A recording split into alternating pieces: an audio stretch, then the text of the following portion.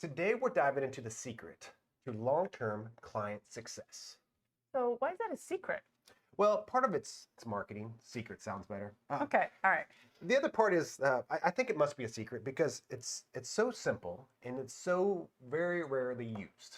And now, in the defense to most fitness professionals out there, we get taught a lot about exercise science and nutrition science. Mhm. And what we're talking today is about how to make every plan that we give a client easier and more enjoyable. And you're right, it sounds simple, but why aren't we using it? So there's a lot of roots in behavior science as to why it works, and we'll dive into that as well. Welcome to Becoming the Ultimate Fitness Coach with the Jock and The Doc podcast, where fitness meets behavioral science. Join your hosts, Scott Schutte, a seasoned personal trainer, gym owner, and 360 wellness coach, and Dr. Janine Steester, a PhD behaviorist and expert in all things behavior change, as they share their combined expertise to empower fitness professionals like you with practical tips, cutting-edge topics, and industry-leading guests. You'll learn everything from motivation and goal setting to habit formation and overcoming obstacles. Whether you're a seasoned fitness pro or just starting off your coaching journey, Becoming the Ultimate Fitness Coach is your essential guide to mastering the art of coaching and changing lives. So let's dive into what we're seeing. We work with a lot of different coaches. We work with a lot of different fitness facilities, and we see several different approaches. So number one approach we see a lot of people is just taking people through workouts. And this is good. People should be working out. Definitely. But if you're working with people that are coming to you and they're like, I want to lose weight, I want to lose body fat, I want to use some other terminology that means that, like tone or Contouring. contouring. I Yes. haven't heard that one. But Yeah, that was the today one. nice. Yeah.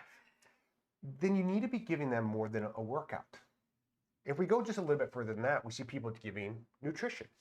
Awesome. Nutrition definitely helps people lose body fat, lose weight, Or contour. or contour. Yeah. But what we see with that is a lot of people, they're giving meal plans. And some of these people even give them meal plans, not even taking any intake of the person that they're doing. It's just like, well, here's healthy foods. Yeah, it's like standard for everybody, right? They're giving out diets, they're giving out calories and macros, which could be useful. And some people do have success with that. We do see that. Yeah, and technically on paper, it should work, right? But the majority of people really struggle with that. We even see people that they like to call it accountability coaching, where they give a plan and they meet on weekly or monthly basis. And they're like, whether you did good or you did bad. Yeah, so just reinforcing the obvious. But what we've seen and what we practice is more of this minimal effective dose. And with that, once you get people starting trending in the right direction, and even at the beginning, take into account people's personality, their lifestyle, their environment. Because really for us to give good advice, we need to gather a lot of information. So if someone randomly is like, well, what kind of protein should I take? You should really have several questions before you give them a decent answer. And so this is what we're going to dive into today. It's all about this, making it easy and enjoyable. And I want to be clear. During the workout, especially if someone's not just brand new, I'm okay with that being difficult. That doesn't have to be easy for them because we want to push that. But when we're talking about long-term success for people, not just getting them to change over the next 6-12 weeks, that's not that difficult to do. We're talking about long-term results where people lose the weight and keep it off. We need to always be checking in with this easy and enjoyable. Yeah, and even to your workout thing, like you want to push people, but if they're so sore for 3-4 days afterwards, they don't want to get near the gym, so that doesn't breed consistency. But the thing about easy and enjoyable is think about anything that you do consistently or that you want to do, whether it's the type of music you listen to, whether it's kind of the environments that you like to spend time with the people. It's because they reinforce you. It feels natural, you enjoy it, and you want to do more of it. And the biggest thing that we hear from fitness professionals is clients aren't compliant or they're not consistent. Yep. Clients will even say, I guess I'm not motivated or disciplined enough because I just can't be consistent with it. Well, typically when we're not consistent with something, it's so complicated that we're having a hard time weaving it into our day-to-day. And also it's not giving us those quick little reinforcements and all the feel-good hormones that get us to repeat that behavior. So figuring out small things that are easy and enjoyable is much faster of a move towards ongoing success than the more complicated things. Yeah, and so for example, we were working with a fitness facility this last week, and one of their main tactics that they start with clients right away is having someone do dietary recall. And don't get me wrong, you need to have a little bit of this information. And typically the approach that we teach is like, oh, just tell me what you had yesterday, or just give me an example of a typical day. So we can figure out like what are the big rocks and how do we make small adjustments to that. But they talk about like, well, clients won't even do the simplest thing. All I want them to do is to track their food for a week, and they won't even do that. And I'm like, it's because it's a pretty advanced step. Like if people have never done that before, and you're having them track all this stuff, it's people aren't good at it. And if you ask people to do stuff that they're not good at, the likelihood of them sticking with it is very low.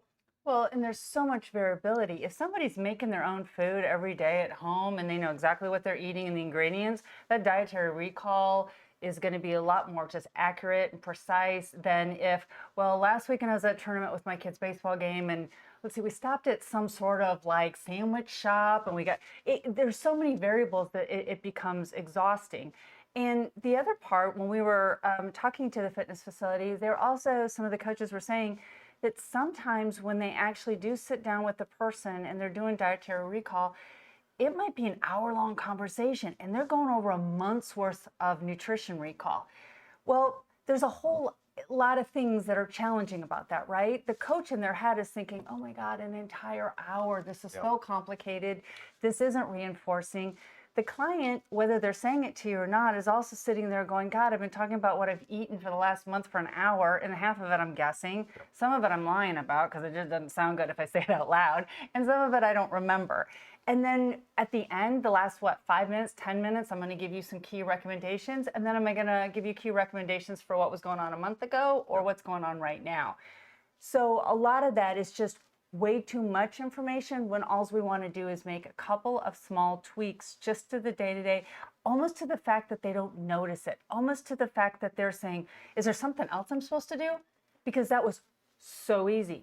Because if I think about changing my lifestyle, and this is one of the things that I see a lot, is people will say, I want to make a change. I want to improve my health, or I want to do something like this. And I'm sure people have had clients, right? And you say, well, what does that mean to you? What does that look like to you? And they dance around. You've had a client recently like this. They dance around it, dance around it. To me, that's a big signal that they know they need to make a change, but they're scared to make a change because they know it's going to involve a lot of work, a lot of accountability, things like that. So we've got to get clients to feel really comfortable saying, I'd actually just like to lose some pounds and feel better in my clothes, move better. Okay, we'll just shift a few small things, see how it goes. Okay, because I was worried I was going to have to overhaul everything. I've tried that before and I failed. And so here's one of the key things I want you to take a step back and think about. Just because it's easy for you does not mean it's going to be easy and enjoyable for your clients. And this is one of the main reasons why I believe we see this a lot, because we'll see trainers that are all into fitness and like all you have to do is meal prep on Sunday, spend 3 hours, cook all your food, divide it all up, and just eat that throughout the week. It sounds easy, right? Or today, I saw this on Instagram. A trainer posted, it was a jar, it was a white jar, and homemade cashew nut yogurt. And I was like, even I was like, oh my God, that just sounds like a lot of work. And that was my first thought, is like, oh crap, I'm behind the 8 ball because I am not making my own homemade cashew nut yogurt. So sometimes we give off that vibe. And this person was just sharing like, hey, this can be done and it's good for you, and is a great coach. But I was like, even me, I was receiving it going, oh my God. Yeah, so when you think about that client, like I have one client that's like, I won't eat anything that's like reheated. So automatically that's a bad fit for this person. There's other people like, well, Sunday's my sacred time. It's church, it's family. So it's going to be a bad fit for that person. Some people just hate to cook. So it's going to be a bad fit for that person. So by having some of these conversations, asking this, getting to know the person, getting to know what their day-to-days look like, their family situations, what their work is, like whether they travel a lot, getting a lot of this information, we can give much better feedback with people. For example, I had a guy start just this week. And so he was talking about, he just, it's a lunch, he likes to eat out, he grabs fast food, it's just convenient, it's easy. And so we just started having the conversation, like, have you prepped before? He's like, yeah, but I don't really like it. Cool. There's a meal service here in town. the price is good, the macro is good, the taste is good. He's like, well, last time I did really good with my fitness. I was doing a meal prep. I was just in a different location. I'm like, well, let's kick that off again. Yep. And so instead of doing anything fancy, it's just more of just shifting. He just has to buy these meals, and then he just has to follow and eat them. So that plan for him is very easy. But if I talk to other people that are very particular about what they eat, or if they don't like reheat food, that's not going to be a good fit for them. So that's why we talk about these conversations when we're creating plans for people. They need to be individualized. Now, group workouts, I think work, as long as there's not any major injury or discrepancy in like physical ability. But like when it comes to creating a plan for what people are doing outside, what we talk about this 360 wellness, it needs to be very individualized. So we need to gather enough information that we can give specific advice. It's like intermittent fasting. If you look it up online, you can find tons and tons of articles that are great for that. Is that great for weight loss? Could be. Someone comes in, they're like, I'm really hungry in the morning and I love eating 6 meals a day. We can make that work too. Yeah. So it's really about figuring out that person and creating the plan around them. There's certain parameters we need to be within. We need to be at a calorie deficit. We need to make sure we're getting sufficient protein, getting enough fiber in as ideal, getting enough movement in. But besides that, there's so many different directions we can go with people. Well, and even those 4 or 5 things that you just said don't have to happen right away and all at once. And so it's just where we need to get to for a healthier lifestyle. So where do we start can be lots of small places. The other thing that as a professional, what I see is that coaches and people have a tendency to think, I have to share all of my amazing knowledge and my expertise because psychologically for a client to trust you, they have to feel that you are competent and that you care. So what we tend to do in this field and in others, but we're talking about fitness and health and wellness, is I have all this knowledge and I'm going to show you I have all this knowledge so that you are clear that I am competent and that I care about this because I learn about it and I know things. You can still show that you are competent and that you care as long as you have a system. Yep. So for example, and that's why we created 360 Wellness, but there might be others, but here's a system and I have a process, and that's why we even label things. This is our approach is minimal effective dose. If I say that to a client, it's clear I have approach, I've thought through this, and I have a system that I use to help clients get results that's individualized. And in our program, it's a 15-minute conversation. I don't have to overwhelm somebody with the minutes or the words.